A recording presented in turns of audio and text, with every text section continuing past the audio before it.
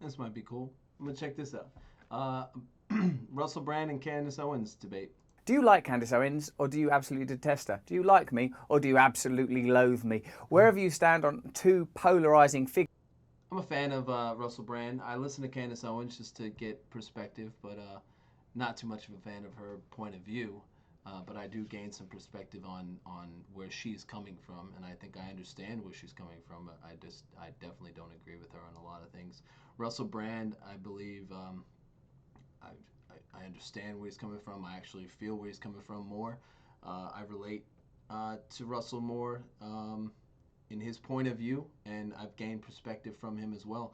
And I've gained perspective from him in a more like, I used to think this way, and now I kind of like might change a little bit perspective on it. Candace Owens is like, I really have never thought that way, and I've always thought that thinking that way was like, what the hell are you talking about? And I still do. So like, just to give you a little insight on like Russell Brand was saying, do you like me? Do you like Candace Owens? I have no idea where she's coming from. I try to understand it, and I have a hard time, honestly. So let's keep going.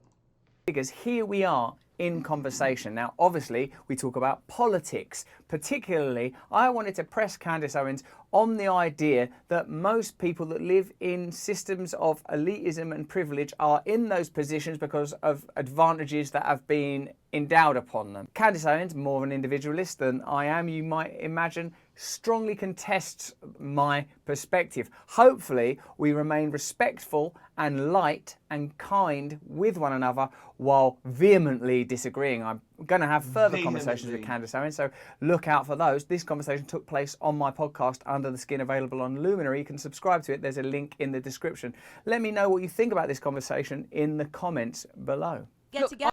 Yeah, vehemently disagree. And I guess we can hear the rest of it on his podcast, which is cool because I only want to do like a small portion of this, and it's 8 minutes, so I'll listen mostly, and I'll try not to stop it and express my point of view too much. But I do want to, because I could see myself involved in these conversations, and I want to be. I want to hear what these people have to say, and I want to be involved in these conversations. So people ask me, why do I do stuff like this? Why would I listen to an interview or react to an interview or react to another reactor? I've done that before too, because I want the differing or the same points of views to be gone back and forth and see, where we can align, not necessarily just agree. What can we align with, And I've followed some reactors and I'm like, okay, man, I didn't see it that way. Like, okay, I see it, and then, but you don't have to change your mind on stuff. You just gain a little perspective and be like, oh, I get it, just to, I don't know. Maybe I'll change my mind here a little bit. Oh. Get together I agree, in cities but and do towns. you not think this individualistic culture is in itself destroying the principles at a spiritual, human level of community? Do you not think when people see this economic inequality, this disparity, I'm not talking about hating your little rich friend Lola Bell or whoever it was, you went round to see her nanny and were infuriated by it but thought, oh, well, maybe one day I'll have my own nanny. Do you not think that economic inequality creates in a human being a sense of injustice, of unfairness? Because people, do you know what, Candace?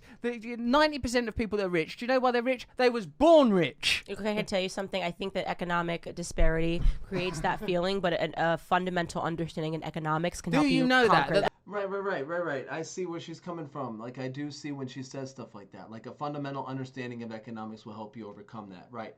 But a fundamental understanding of economics is not always going to result in being rich. It should, because what he's talking about is generational wealth and wealth that wasn't available to a lot of other people that I think you should understand. And I guess she does in some ways, but has seemed to taken this conservative stance on things and aligning her views with people who've generally been, I think, against her, or people in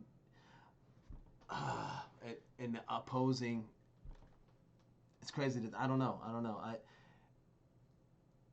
Because I don't know her background, right? So which would, by just her saying that she's come from a bad position and overcame and made herself better, like, okay, so generally the people you're aligning with and coming around are the people who have always been against people who've come from poorer backgrounds or displaced communities or disparate communities and whatnot. It's like so those people have been all for economic freedom, without recognizing the economic freedom that was passed on in order to build wealth on one side and not the other, or whatnot. So that's just my understanding of the situation, and I understand what she's saying. And yes, economic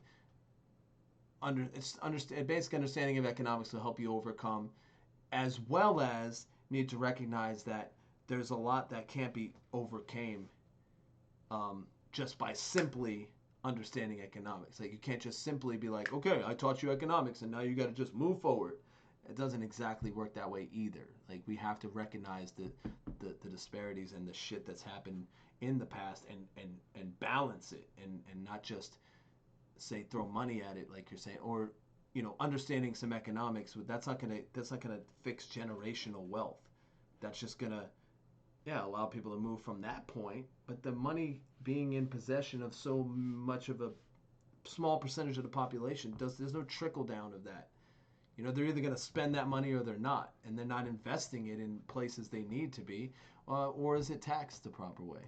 The most people that are rich are born rich. It's not like there's a tiny minority of people that are like you that come from a poor background and manage to overcome it. And this is what's a problem I've noticed with a lot of great people, is they sort of believe that their greatness is something that can be replicated, and I don't think it can. I see. So I believe in the individual. You don't. That's our fundamental differences. That the primary goal of the individual should be to serve the community. I do not believe that the primary goal of what an do you individual, think the primary goal I of think the that individual once an should be? individual To feels serve that they the have individual. Served, so you're discounting the human spirit. I'm not discounting yes, it. I'm is. saying that's all Let me there ask you- is. Let me ask you a question. No, there's not.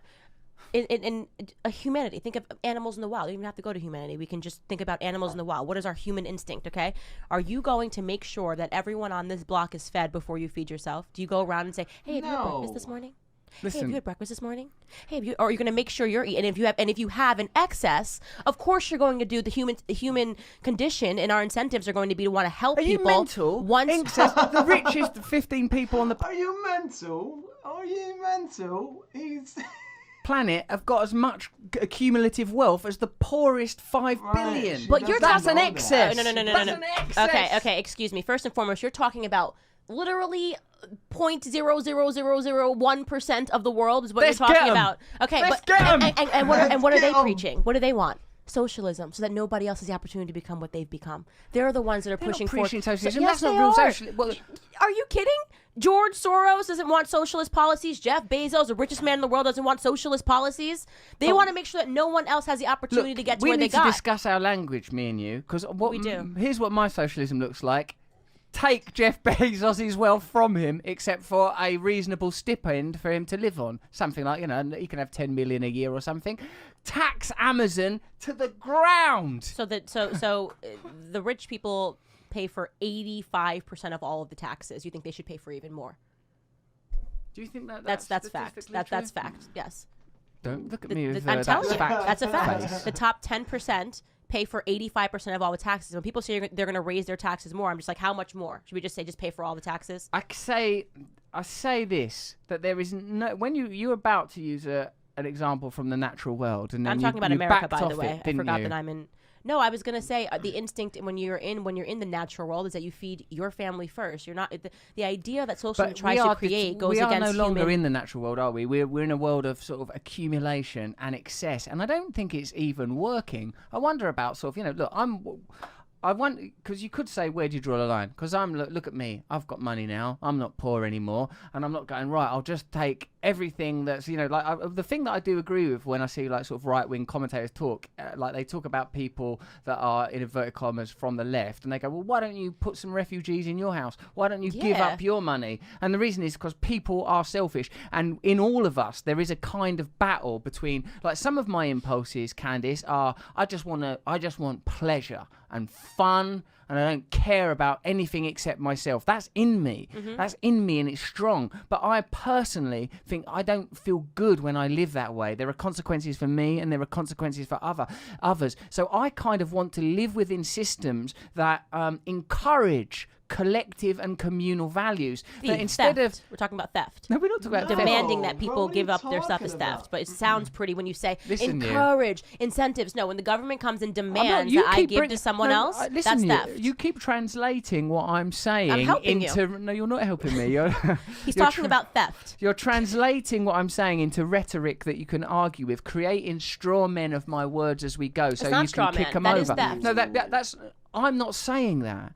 I'm not espousing the values of big government. I'm not saying that there's any political party that currently exists that in any way represents my views. I'm just asking if in politics, both personally and collectively, there's room for a little more compassion and love. And whilst I agree with your that there is something easy to fetishize about individual achievements in your own case or wherever we see greatness, we can't take that example of the ability of the individual to overcome adversity to condemn people that haven't been able to.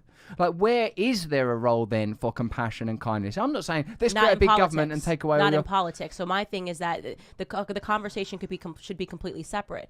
Americans give $500 billion in charity every single year. Okay, it has been proven that when you lower the tax rate, when you government stays out of our paycheck, we actually give more. That we're inclined to. If you have more money and you're able to do it, of course you want to give and you want to help. When the government is saying we're going to tax your business, if you're successful, you're going to get taxed more. You know, what is the incentive for you to want to jump and build a business if you know that you're going to be penalized for it? You're going to be penalized for success.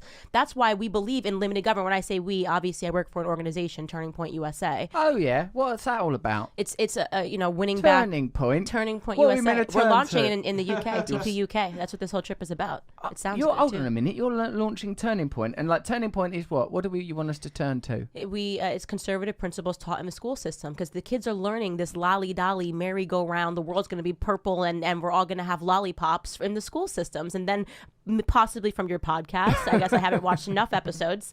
And it's just not. It's the truest, the economic model of letting people find success because they're willing to work hard. If you don't want to work hard, you shouldn't be rewarded. I don't believe in that. I don't believe, well, what about the person who doesn't have your drive? Why should economic systems govern the way that we live our lives? Why is there not room for people to be different? Why is it that a person's You can't value be and different. worth should be distilled into That's called the natural economic market. You can't make units? that go away. That's not called the natural Yes, it is. market. You can't make that You've go applied away, that no matter idea to- what. Tell me in the history of the world where there hasn't been some give and some take. You can't make that go away. There's no magic wand that you can wave that's going to make human incentives and what happens in humanity go away. Doesn't matter how rich or how poor society is. There's going to be give. There's going to be take. People are going to create natural markets. I have 3 apples. I'll give you 2 apples if you give me this. I mean, that it just happens. This is the way the Sure. world works. Yeah, I appreciate that we have certain natural impulses to trade and to cooperate. Well, if you're enjoying that conversation with Candace, let me know who you thought made the best points. Who do you agree with more? Who do you disagree with, Who for you heaven's disagree with, sake? for If you want to heaven's listen to sake. the rest of it, go over to Luminary and subscribe. I do podcasts like this all the time. Ben Shapiro's been on, Jordan Peterson's been on. In any event, if you enjoyed this video, have a look at this one. Very similar sort of themes and ideas. And if you want some well-being, spirituality, go over to my side channel, Awakening. Subscribe to this one, subscribe to that one, and go over to russellbrand.com and get on my mailing list so I can communicate directly with you too. Thank you. Yo, he was right on point with that, right? The truth is that Hollywood's elite actors can All right. Hey, cool. Appreciate you watching. And I'm out on that. Peace.